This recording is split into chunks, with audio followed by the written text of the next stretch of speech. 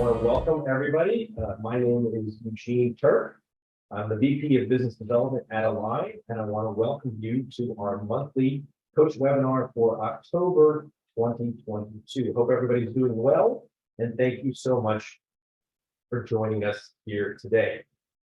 This morning, we are thrilled to have Jonathan Mond with a presentation on where is my money and how to use it to grow my business. For those of you who may not be familiar with Jonathan, he is a scaling up certified coach, facilitator, and mentor whose core focus is really on helping companies break through their barriers to growth and ultimately improve their valuation. We're all trying to do that. After completing a bachelor's degree in business accounting and information systems, he started his career in the retail fashion sector. There, he built a successful clothing label from the ground up and formed a retail chain with sales of $11 million by the time he sold the business about a decade ago. That experience is really what ignited Jonathan's quest to help other like-minded business owners discover the missed growth potential within their organizations. And so he's focused on helping clients achieve financial excellence, conduct company health checks and valuation updates as they grow and scale their business. From there, he coaches companies about the strategies that are required to change their beliefs, to challenge their beliefs, enact change, and achieve quarterly and long-term strategic directions as they go hopefully towards a successful exit. We're honored to have Jonathan present for us this month. As always, one administrative matter, we want this to be as educational and informational for all of you as possible. Please feel free to pose questions using the chat feature in Zoom, and we will direct all of those questions to Jonathan at the conclusion of the presentation, or we may actually stop in different sections to do so. We'll see about that. Again, thanks everybody for attending this Align Coach webinar, and I will now turn the microphone over to Jonathan. Eugene, thank you very much. Thank you very much for your kind words as well. And I think also I'd like to thank you for your ongoing support into scaling up. Align has been a big supporter of scaling up for a number of years now. And it's deeper than that. Eugene's always at our functions, always helping us, always training us on how to use the new features and everything else. So thank you so much for your support over the years. I will start with do I need to apologize for my accent? I hope everybody understands the way I talk. Some people love it. Some people get confused. Some people laugh at it. So I will try to go a little bit slower so everyone can understand it, or you can press rewind on the replay, of course. And before I get into it, I'd like to mention the software that I'm using. So this presentation is based on some software. It's called Cashflow Story, or under Scaling Up, it's called Scaling Up Cash. And this is another platform that supports the coaches of scaling up, like yourself, Eugene.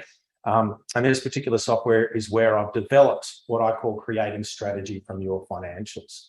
And so if you were to go on the internet, funny enough, and Google that, nothing really comes up. So I think it's a really unique space. It's a great way to open engagements. So if you do like a quarterly or an annual workshop, for instance, it's perfect to understand where you are.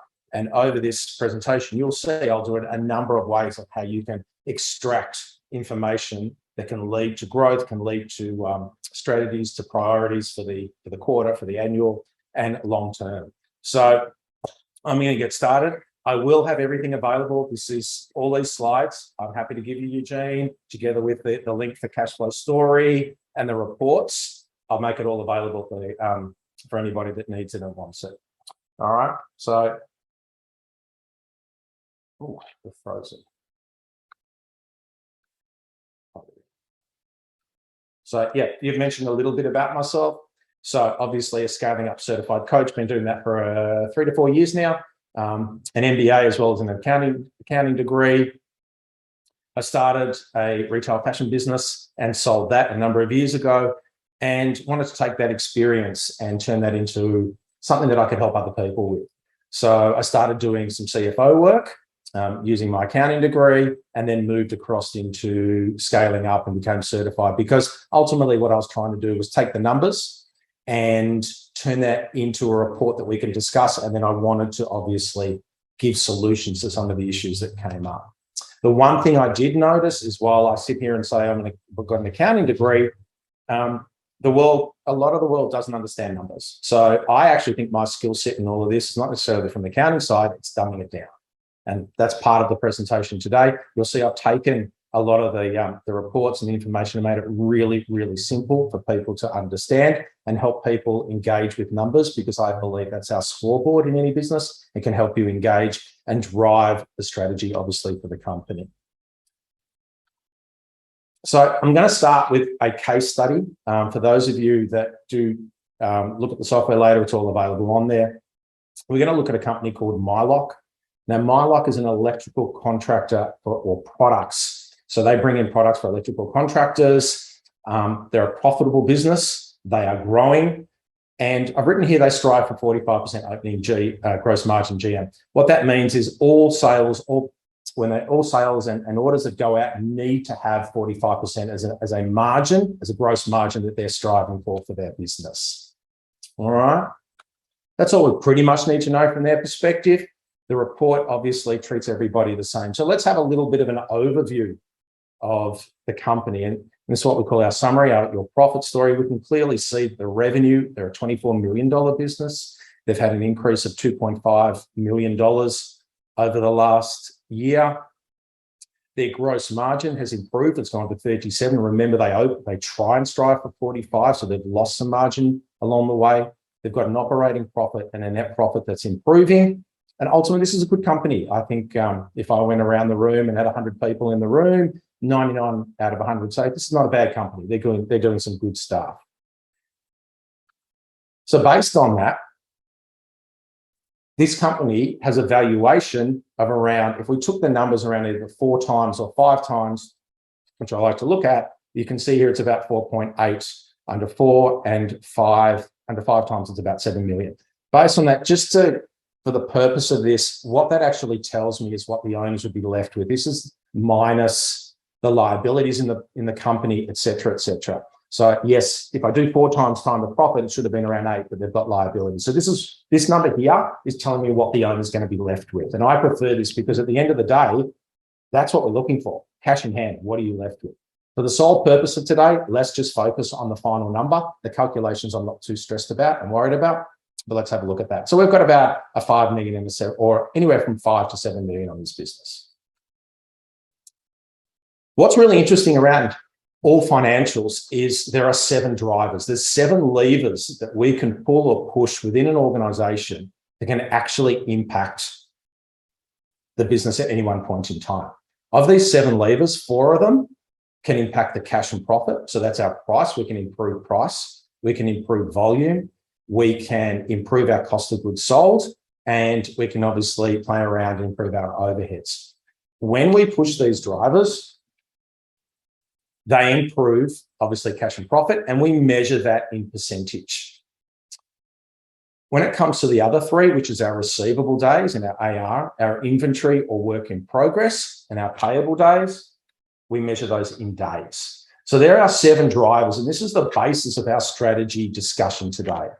So if I take Mylock and I run what we know as they call the power of 1, I get an understanding of the small changes that we can make within this business to have a major impact ultimately on its valuation. So if you have a look here, we can see price increase. If I increase the price by 1%, this company can improve over a period of a year, $190,000 in cash and $240,000 on its profit. If I went for volume, I can improve cash by 43%. And 90,000 on profit on a 1%. Cost of goods reduction, pretty powerful here. $147,000 by 1% movement just in cash, and then $150,000 on its profit. And then overheads reduction, a 67 on cash and a 67 on profit. So there, if you recall our percentages, that's our 1 day. Okay. And then that's our 1%, my apologies. And then on our 1 days, which only improve our cash at bank, and these are our balance sheet items, we have a movement of 1 day on accounts receivable can be 65,000 pure cash in the bank over a period of a year, inventory 41, and accounts payable 41. So as you can probably see here, we can have some great discussions around what we can do in this space, just moving at 1%. So imagine if we, or 1% one day, imagine if we actually achieve this in a period of a year. We would have a positive impact of almost $900,000 on our cash and almost $3 million when it comes to our profit. So there's some pretty powerful drivers all broken up into slight, small changes. What I like to do is start going into this a bit deeper in the analysis. So imagine the sales team is sitting in a sales meeting. It's a Monday morning get together, and the CEO or the financial controller walks in and says to the team, today we're going to focus on price increase. No more. Don't go out and think you have to get heaps and heaps of business, because have a look at our relationship here. A 1% volume increase that you're striving for will only produce $43,000 when it comes to cash and $90,000 on our bottom line. But wow, if you can improve our price, if that's our strategy for the quarter, for the year, look at the impact we can have on this business. We can have $190,000 on cash and $240,000 when it comes to operating profit. Huge difference. But generally speaking, and I'm sure you've heard this, Eugene, salespeople will turn around and they'll say, if you put the price up, I'm going to lose business. We often hear that. No problem.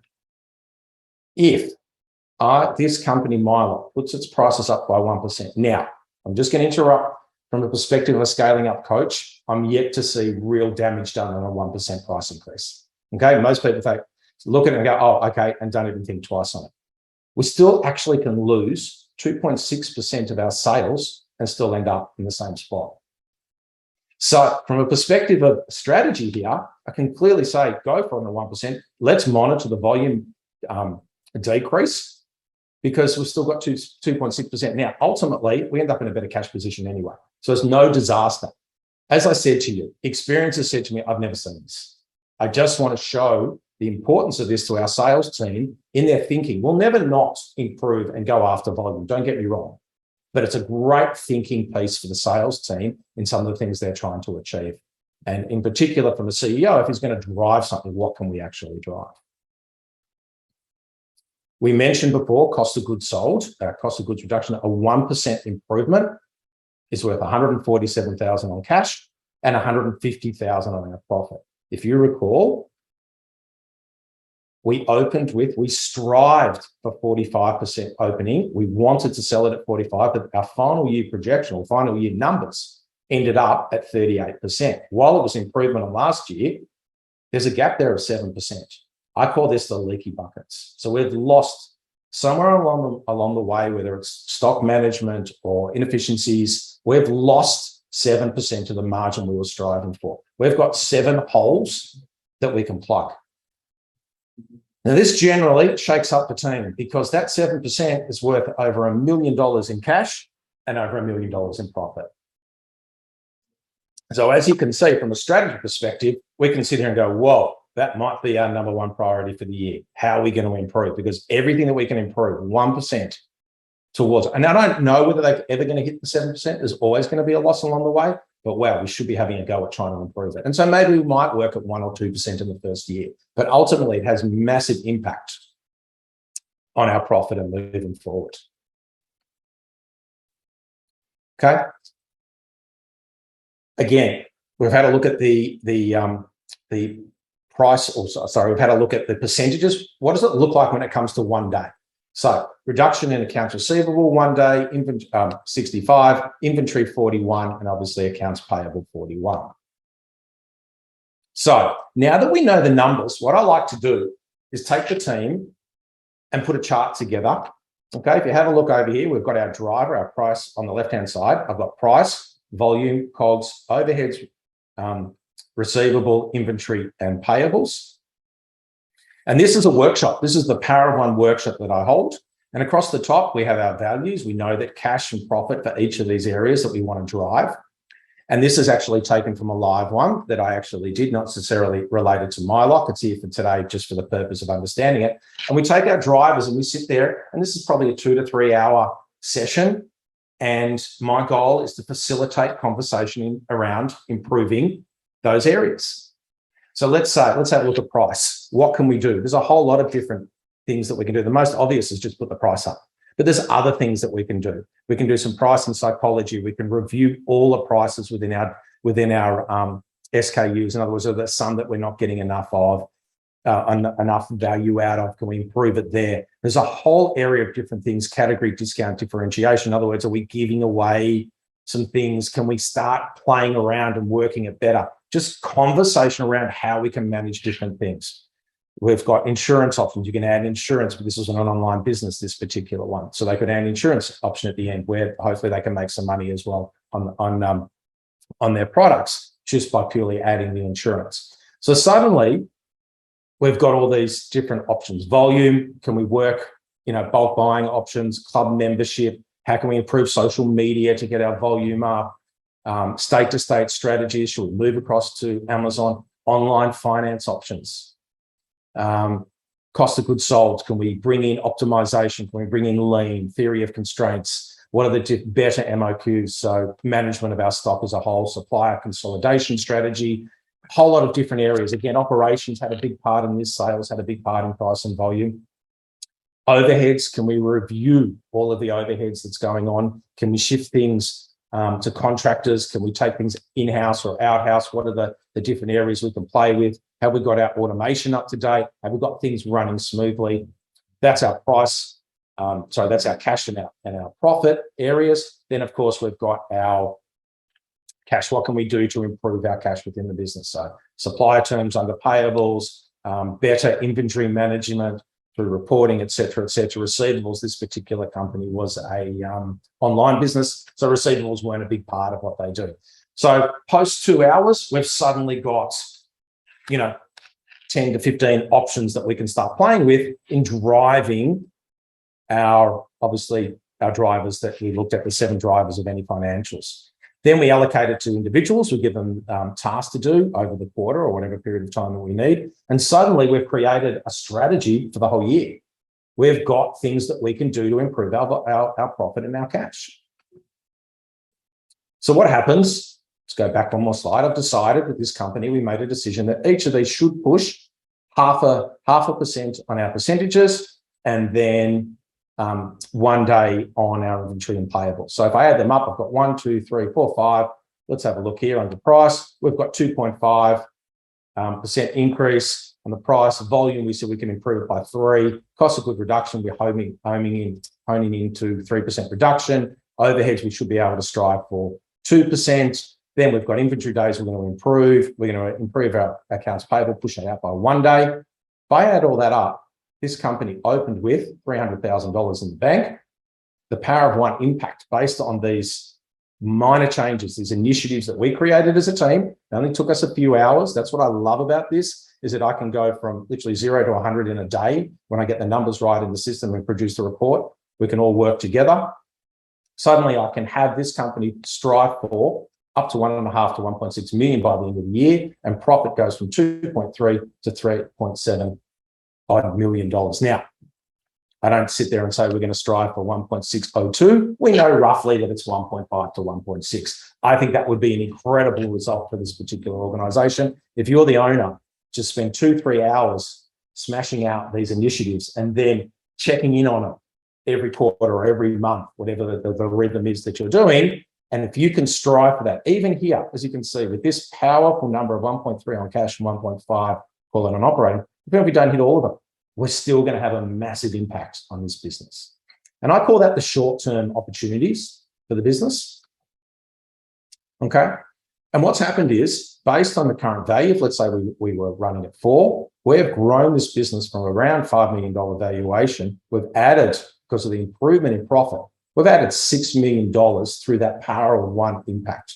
Our cash has gone up to reduce our debts, so we're collecting more at the end, and our profit drives our valuation. So when you add it all up, the impact of those small changes can actually double the value of this business, which I think is pretty special. Then you imagine if now we're driving that gross margin. Gross margin tends to, there's a lot of ways to evaluate a valuation within a business. Gross margin is a great way if we're charging for the simplicity of today. If we're starting to push over the 10, we could probably start to, we could probably look at, We could probably say, hey, we might get 5 times. So again, doubled. We've gone to a $14 million valuation on this business. So pretty powerful stuff, this power of one and how we implement it within an organization. Now, there's 2 ways to do it. I've mentioned this is the annual sort of strategy. Okay. Let's say from an organization perspective, our long-term goals, and let's call it 3 years or anywhere from 3 to 5 years, we're going to strive across the board to have a 1% price increase. We're going to improve volume by 20%. Are going to work hard in our lean and smashing out better processes so we can have cost of goods reduction around 2% and overhead reduction overall over that period of another 2%. Okay. Having a look at that, and remember, this is our longer term, we can actually strive for another $1.5 million in the bank. Post already, we've already done 1 year of some small initiatives. These are our longer initiatives. All right. And then we can improve our profit by $2.5 million. And so while the first one is a 2 to 3 hour session and then a follow-up, this is more of a long-term goal. And how do we do that? And this is where we incorporate our scaling up training, the methodology that comes into play here. So under scaling up, we have four areas that we focus on as an organization. We start with people. We want high-performing leaders. We want the right people in the right positions doing the right things. We focus on an awesome culture. I like to push over 3 years to say this a place to work initiative. In other words, people want to come and work for us, particularly in these tough times of employment and people moving around. Why should they come and work at your business? So I consider that to be a long-term strategy, building a place to work for employees. We look at the strategy side. So we have through the scaling up methodology, our strategy is our revenue. And we start to delve deep exactly into who you are as an organization. You start to look at your purpose, why you're around. Have we got the right people following the purpose? Why do we get out of bed in the morning to come to work? We look at our competencies. What are we actually selling? What's our differentiators that improve us and make us stand out from the organization? Again, it takes time to implement a lot of these. And what are the secret KPIs and some of the profit, we call it profit for X, the thing that's driving what I call our economic engine, what's actually making us the money at the end of the day. From those, we dig deep. We dig deep into the core customer. We want to understand who our core customer is. I like to say that we can go out and buy a Toyota Camry for, I use Australian prices, so it's around $30,000, or we can buy a BMW for, let's call it 60 or 70,000. What makes a person go out and buy a BMW? There's something emotional in that. Why would they spend that extra $30,000, $40,000 to go from A to B and B to A, work home to work, work to home? There's something emotional. That's what I call our customer needs, delving deep into them. When we've got a good understanding around our customer and their needs and why they will continue to work with us, that's when we can start pushing the price. And that's when we can start getting the right customers coming to us and improve our volume. And we can add what I call a brand promise, which is around a promise we make to the customer. Domino's used to be 30 minutes or it's free, sort of initiatives. But to do that, we have to build a back end. And so that's our strategy. And as I said, it can take up to 2 to 3 years to build this properly. It's a workshop. It's part of a workshop to delve deep, understand a lot of these things, review it, constantly have a look at it and make sure we've got it right. To create profit, as I said to you, strategy is our revenue. We need to be disciplined in our execution. So execution is always around having priorities, having metrics and data that we can measure and look at, and have our what we call a meeting rhythm. So what are the perfect meetings that we're having, that we're reviewing the data, that we're making critical decisions on, and we're moving the company forward in what direction? So they're the 3 areas under execution. We obviously go quite deep into that, but basically they're the 3 topics. When we get those right, we move the company forward. And then finally, there's obviously the oxygen of business, which is our cash. So while I've gone into the strategy side of it, it's always important to have what I call financial excellence. So financial excellence is when the team understands what great financials look like and where is the oxygen coming from to fuel our growth. We know that growth sucks cash. So the most important thing, it's one thing to be able to look at it and go, this is where we're going from the strategy. We've got to make sure the company's running really well.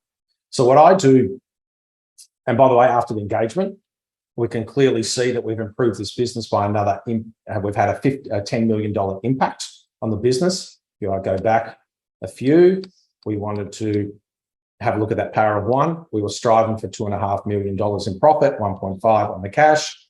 That ultimately gives us an improvement of almost $10 million under 4 and 12 under the 5. That's 5 times valuation.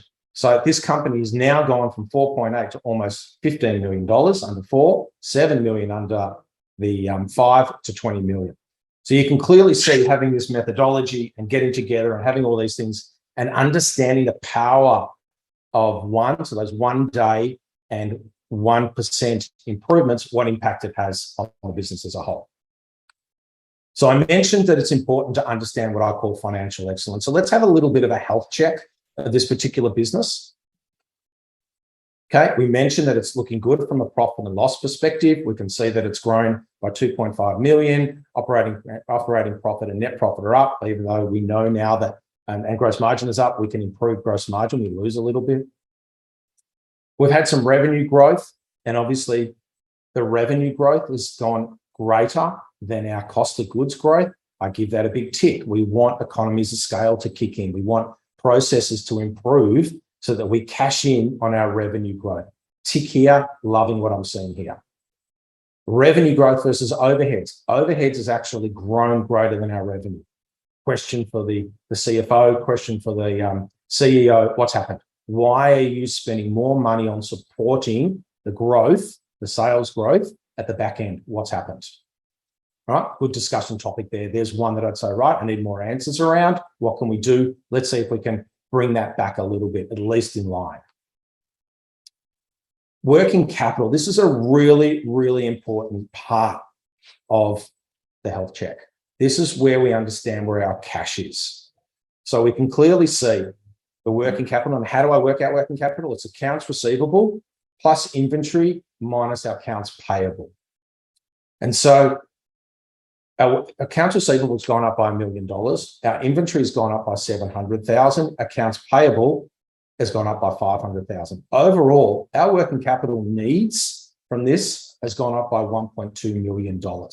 So the question is this good or bad? And what does it actually mean? And why am I going through this? And I like to look at this from a perspective of thinking of yourself as an employee and assume you get paid on a monthly basis. Every day you will go to work and you spend money to get to it. You spend your cash, whether it's through gas, through transport, through it's a coffee buying in the morning. You're eating into your cash.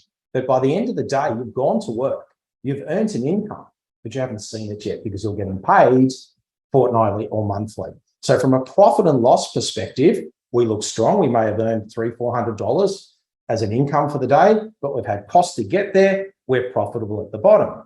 However, we can't see the cash yet until the end of the month. So we're eating into our cash. And that's why I like to look at this and have a look and go, what's going on with our cash? Yes, the profit and loss looks fantastic, but what's physically happening to our cash? So the next question, very, very, very basic question is, or a basic principle is, assume it's a $10 million business and they require $1 million worth of receivable. Then if it went to 20 million, they should require 2 million. So that's proportional. But how do I know it's running proportional? I look at the days. So I can clearly see here, receivables gone up by $1 million. What does it mean? Well, it's deeper than just $1 million. I can see that the number of days that it takes to receive funding, or receive the money back into the bank, has gone from 68 to 76. There's some laziness there. This $1 million is way too high. Okay, health check number 1. Why is our receivables blowing out? It's costing us cash in our bank. Inventory has gone up by 700. Again, measure it in days. We can see that that's gone up from 67 to 78. What's happened here? Why has our inventory actually grown quicker than our sales? And then accounts payable days, remember we're using accounts payable to some of it, to pay some of this, has gone from 80 to 85. That works for me. That improves our cash. The question I will say is, what's it doing to our reputation? Will suppliers, particularly in tight times of inventory and raw materials, are our suppliers comfortable with us getting paid 85 days? So there's a good question I need to ask the team. So we can see here that there is laziness. I call it laziness within this area. We've grown our sales, but we haven't managed the KPIs that support that. So another little KPI that I like to look at is how long does it take for our money to come back into our bank when we've spent it? So the last period, our inventory arrived. We sold our inventory at day 67. The creditors got paid at day 80. And then we finally, this is the blue line because our money's now left the account to pay for it. We finally see the money into the bank at day 135. So the turnaround time from money out to money in is 55 days. We've had movement in our days around our receivables, inventory, and payables for this period. So we've blown out to 78 days. It's taking us longer to sell our stock. Creditors, we've taken advantage of that, or we're paying them a little later, but then we're collecting later. That receivable days has blown out. So we've gone from 55 days to 69 when it comes to banking money. Now, for organizations that like to keep their financials confidential at times, and I get that, this is probably the perfect KPI because we can say to the team, why have we got a blowout of that 14 days? Just as a matter of interest, that blowout has cost this organization cash in the bank, nothing to do with profit, almost $800,000, $782,000 worth of cash, just through laziness in allowing and letting this blow out a bit. So we've had a look at this, and now we're starting to understand the cost of doing business when it comes to our cash. And this is a really important slide that the software gives me. What it's telling me here is, and it's called sustainable growth. Can we afford to do this? And I classify this as my growing broke slide. So in other words, for every $100 of sales, we know that we spend $62 on cost of goods. We know that our gross margin's up at 37. We've got overheads. We're left with around $9 out of 100 for a growth of $100. After all the other bits and pieces that come out, we're left with $6. But we require $20.83 when it comes to receivables. We require $13 when it comes to inventory, so up to 33. We get it back through payables. We're using other people's money. So I get it back 14. I'm left with, for every $100 of growth, I'm going to need working capital of almost $20. So now I've got this gap. I only make $6 when it comes to my retained profits. So that's cash from profit, but I need $20 when it comes to managing that $100. Got this gap of $13. So if I was to improve the sales by about $1 million, we're going to need funding of somewhere between, I'm going to say 120 to 150 excess cash to cover the working capital, our accounts receivable and inventory. So that's based on current, what's happening. We can see 76, 77, 85. So suddenly, from a health check perspective, this company looked really strong in P&L, would have got the big tick from most people. I'm giving them a hard time saying, guys, you need funding. Where are you going to go? If you want to grow this business, I'm sorry, you're getting lazy. You're getting lazy on your receivables. You're getting lazy on your inventories. That's pushing out our accounts payable days. Sure, we've got more cash in the bank now, but I don't like it. I want to be in a tight economic times of raw materials and supply chain issues. I want to be in the 40s and 50s. So we got to start working all this. Let's get it back and become an incredible organization when it comes to cash. Accounts receivable, we know was worth 1 day. Inventory was worth, 1 day was worth 65,000. Inventory was worth 41. Payables worth 41. Guys, this is our big strategy for the quarter. We need to, or for the year, we need to get receivables down by 8 days. That's going to improve our cash by 521,000. Inventory is blown out. Well, all we're doing here, by the way, is bring it back to our normal levels, right? I need inventory down by 7 days, and let's get our accounts payable back in order. By just focusing on what we were capable in the previous period, we can improve around $600,000.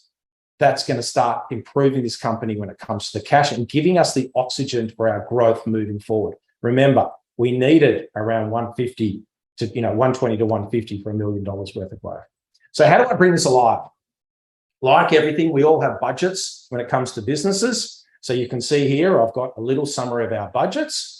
Okay, what do we want to do for the quarter? How's our year to date?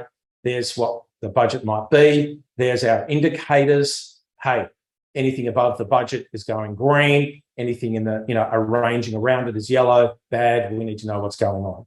And obviously from the year. But what I've added, instead of just KPIs around the budgeting and sales side of it, I've done a working capital score. So what's acceptable, what's great, and what are we striving for and as an organization in our working capital? So suddenly we're now talking not just profit and loss. Our conversations on quarterly and monthly or whatever, wherever we bring this up and have a look at it, we are now focused on getting oxygen in the business, our cash. And we've got our team totally focused on the balance sheet because normally it's always focused on the profit and loss. So I often get the question, I've made profit, but I can't see the cash. So where is it? Where's my cash sitting when I've made profit? It all sits in our working capital. So if you remember, we've gone up by $1 million, inventory by 700. We've only used 500,000 extra from the payables. All this, the inventory's gone up by days. Receivables has gone up by days. Our cash requirement is $1.2 million.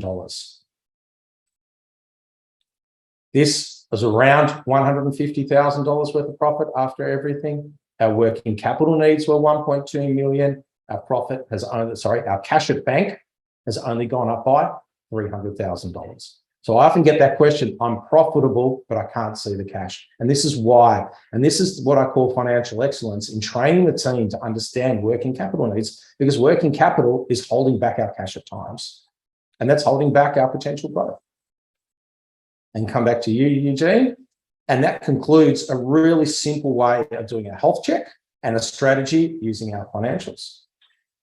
Thank you very much, Jonathan. We do have some questions, and if you have questions, please use them in the chat. So Gabriel asked, in one of your slides, you had, I think you were saying if we could reduce our cost of goods sold by 7%. Mm-hmm. And the question was, why does a cost of goods sold reduction of 7% affect cash and the profit differently? Because you had the two columns, and you could see what impact that has on cash and what impact that has on profit. So excellent. And this is different. Yeah, and that's a really great question post my concept of cash versus volume. Oh, it's a cash versus profit. And why that happens is basically the gross margin. In the obviously gross margin when it comes to the profit, but it's our days, our working days in our working capital. So we get benefit from our payables. So by pushing out and playing with our payables, that improves our cash. And our payables are linked to the costs associated with raw materials and everything else that goes into cost of goods sold. How quickly do we deliver and collect, I should say, the money, and how long do we hold the stock for? All of those things impact the cash at bank. So when we're improving our margin, we're also having an impact. Those things drive the cash side of it, whereas margin just drives the profit. Have I answered the question? Gabriel, hopefully that answers. Does that answer it? If not, please let us know. But in the meantime, what I'll do is I'll pose a different question for you. And Gabriel, please feel free to add any comments or additional information you might need to Donovan. You talked about sort of helping employees understand this financial data. And so I do want to talk about that because you also mentioned, obviously, sometimes you want to keep certain financial information proprietary. Yes. So let's talk about sort of the strategy of how do we educate our employees into this impact that triggering certain levers in the business has. How do we sort of explain to middle managers or anyone beyond the leadership team, or even beyond the CFO, or the people who really know these numbers in and out, to help them better understand that reducing, or increasing price or increasing volume by just a small percentage is going to have such a significant impact on the success. Obviously, we call that financial excellence. So the number one slide that I had out there was our cash conversion rate. Okay, that doesn't tell us anything about the company when it comes to the cash at bank or necessarily the profit. But what it does tell us is the movement in our working capital, which is going to impact it. How do we do it? The power of one. So it's up to the individual, the guy sitting at the top, to say, well, how much do I want to give when it comes to the financials, of course, but the power of one generally is the way to go. By educating your client, your team on the power of one, what one day changes, when it comes to the working capital, 1% changes when it comes to the percentages is the way to go. And now I did a presentation recently where the organization was private in the sense of the two directors had a look at this. I was interrupted halfway through and apologized to them and said, I'm sorry, you're going to have to start again. I'm bringing in my senior leadership team. I've been umming and ahhing around financials, and this is the breakthrough that I need. I need them to understand what's going right in the business when it comes to profit, but wrong when it comes to cash. So a lot of teams, when they see this, decide this is the breakthrough moment that they need to start training their senior leadership team or bringing them on board. The sales team, we saw those two slides on price versus volume. That can be enough for them for the moment, educate them in that space. But ultimately, this does engage a lot of people, and this is probably the breakthrough software that a lot of teams use to open up on their financials. It really reminds me of two books. One is The Great Game of Business. Yeah, and exactly. One is another book called Ownership Thinking, where essentially the premise is you want every single employee to think like an owner in the business. Mm-hmm. You want to empower them with the financial information to better understand. I don't remember if this was Vern or somebody recently asked the question, like, what percentage do you think most employees think that the owner is taking home at the end of the year in terms of, we make $2 million, how much do you think the owner is taking home? You care to Yeah, my number was around 50 cents on the dollar. 50%, yeah, exactly right. So sort of the power of educating employees to understand that really the net profit is more like 8% or 9% or 10% is a very eye-opening sort of thing to teach your employees to better understand that, look, we're not, as the owners or the senior leadership team, we're not making these huge amounts of money. Yes, we bring in revenue, but there's a lot of overhead, there's a lot of expenses, that's what's driving them. So it's really, really powerful. And to further enhance that, your educated employees know that a good number is around 12 to 13, maybe 14% bottom line. If you're running at 8 or 9, they actually ask the question, why? What's going wrong? Yeah, that's not good enough. How can we improve this place? I've seen that happen as well, where they're actually shocked at the lower performance when they're smarter, when it comes to numbers. And I hope this isn't dumbing it down too much. Dumb it down. I think that's because and this is for me, because I'm generally not the smartest person in the room. But basically, you do this financial analysis to identify what is going to be the single biggest driver of improving the cash and the profit in the business. So let's say that we've identified that increasing price is that biggest driver that's going to have the most significant impact. When it leads to strategy and scaling up in places, then you're asking the leadership team to say, okay, what are the specific quarterly priorities that we are going to undertake or to focus that is going to get us to a 1% price increase on all of our goods, and all of our SKUs. And so then it's literally taking that financial analysis and moving it into the execution to say, okay, what are the strategies we're going to take? What are the quarterly priorities? What are the KPIs we're going to measure in order to make this happen? Is that spot on? It's spot on. And one of the beautiful things about the methodology is it merges perfectly with what you're saying. You're saying we want a 1% price increase, or we want to improve our volume, for instance. Well, what is the strategy piece that we have? And people think, oh, we have to do this, we have to do that. But no, it's as simple as sometimes just understanding your customer. When you understand, and I've actually seen this where teams have gone about servicing customers and servicing one team that comes to mind is a service industry. Then the service industry, they do estimate. And they had two types of clients. One was the painful client, where they, never got back to them with the information, never had the data transfer. In other words, the information they needed to help them, et cetera, et cetera. They sat there chasing. One, I said, that's not your core customer. It's not a great customer. Well, what is a customer? I said, what is the great customer? And they said, well, it's the one that get back to me. And I moved forward really quickly. I said, well, why are you focusing on the others? Do me a favor, sales team, go out and find more of those guys. Execution team, do me a favor, focus on just getting the good clients moving forward within the process. They said, great, let's try it. And I thought, oh God, I wonder what's going to happen here, because they're literally saying, I don't know if I want to work anymore with some of those those clients. And the CEO looked at me and said, is that what we're doing? We're getting rid of old clients. Bad client. I said, yeah, if you can replace them. And I said, are you comfortable with that? And he said, you're my coach, you tell me. That was a pretty big nerve-wracking moment there for me. Okay. The team understood that now. Went away, senior leadership team, each of their employees, each of the people under them started focusing on their core customer for the month. Core customer ended up with more orders.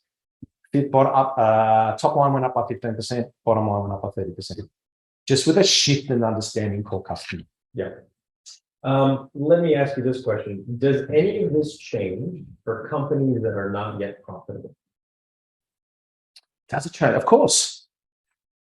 Of course. Meaning that there's lots of technology companies, companies that have a product, they have revenue, but they're not yet profitable. Okay, so I guess that's a time thing, isn't it?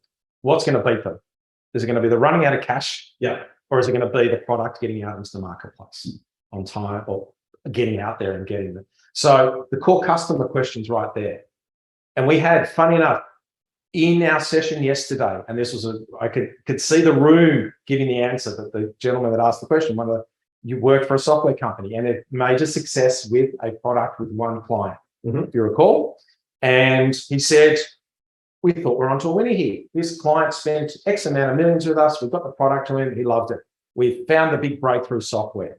So they rolled it out. No one else bought it. Why? And he couldn't understand. Yeah, but it worked for them. No, it wasn't your core customer. Your core customer didn't need the features. It didn't need the services. It didn't need whatever was attached to that. You didn't understand it. That's why it failed. So understanding the core customer and the needs of the core customer, that emotional attachment, is the key to driving that. Anybody else have questions?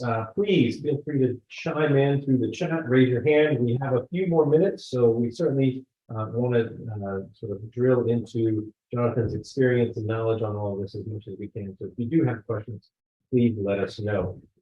In the meantime, I'll go ahead and keep asking. Fire away.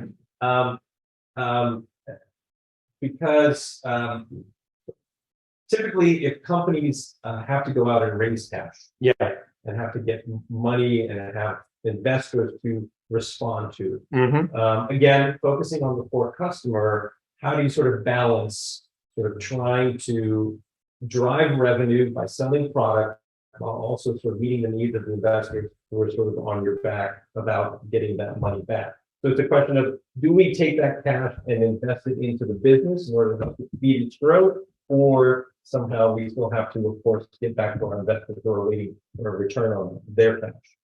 Ultimately, you're investing in the business, you're investing in the people. Yeah. If you're investing in the people, have a look at the way they're doing their business. We talk about strategy, execution, people. If I've got the right people, they will drive it. My strategy, we spoke about the core customer. And then finally, the execution is a big piece for me when it comes to this. So in other words, if we've set priorities, are your teams hitting those priorities? Do you want to back this team or not, is the ultimate question. Not necessarily the business, you want to back this team. When you've got a great methodology like scaling up, running through the business, and you walk in and you can see KPIs being hit, you can see priorities being hit, moving forward, a strategy that you originally agreed to. If you see that moving forward, would be my answer. So if I'm sitting there in the CEO seat, answering to the stakeholders, I think you're asking me that question, would be, I would be wanting to turn up showing the roadmap that was presented originally moving forward in a path. Yep. Great. That's what we're trying to do. Yeah, so we're trying to probably what we haven't spoken about is bringing this alive a little bit more. So I've done a number of these, the workshops. So anyone out there in Align World that's saying, I'd love to look at this, show me what the power of one does to my business. Yep. We'll give all my details. I'm happy to facilitate conversations. More importantly, can I do this online? Obviously from Australia, absolutely. I've done a number of them online. All I need is a senior leadership team. We go through a bit of a health check. We show them the power of one, which blows most people's minds away. I've done so many workshops and I open all workshops with financial excellence on a 2-day. You'd be surprised the number of people that come back on day 2, where even though we've flooded them with information theories and strategies and new books they have to read and priorities. And they said, what was your aha moment? What was your key? I had no idea that 1% of cost of goods sold will save my business $150,000. Yeah. And they would go away. And that's what the other thing I love about this software is that if you put the numbers in and get a report within half an hour, I can change your life with your business. You can change it. You let's say it's Tuesday afternoon. I throw the numbers in. You look at really it's worth 150,000 or 1 day of receivables. I'm missing out on 80,000. Team, tomorrow morning, Wednesday, 9 o'clock, Jonathan's hosting a session. We're going to smash out our next year's priorities and we're going to turn this business around when it comes to improving our profit and improving our cash. All right. Well, if there are no further questions, we are almost to the end of the hour. So what I will do is I will thank Jonathan and thank everybody for attending today's coach webinar. You can certainly learn more about Jonathan. We'll have his contact information available to everybody. You can certainly find him on LinkedIn as well. As always, we encourage you to use the Align software to do the execution piece that's going to bring all of these changes in cash and profit to your business. If you need any assistance or more information, of course, please don't hesitate to ask us or your Align advisor. You're certainly welcome to just email us at support@aligntoday.com. We can get you all the information as well. Thanks again, everybody, for joining. We hope that you will also join us for our next coach webinar, which is just a few weeks away on November 9th. We will have Gord Smith out of Vancouver with a presentation on compensation. More information and promotion of that will be going out. As a matter of fact, I think it went out this morning in our weekly newsletter, so look for it there. We hope you'll join us then, but until then, thanks everybody for joining us today. We hope you have a great day, and thank you, Jonathan. Thank you, Eugene. It's been an absolute pleasure. I love being here. Thanks so much. Bye, everybody.